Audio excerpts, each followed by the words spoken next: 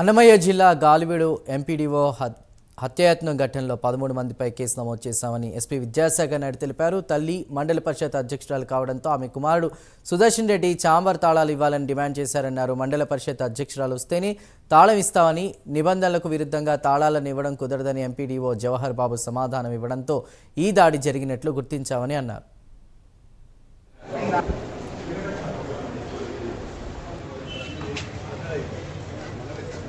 తీసుకుంటాను మళ్ళీ పోయి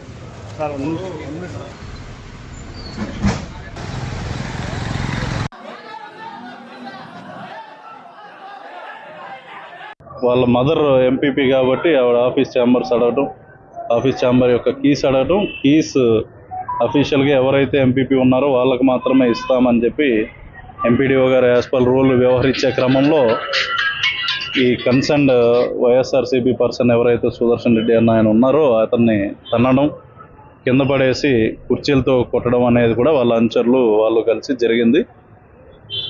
ఈ సందర్భంగా we have taken them into custody.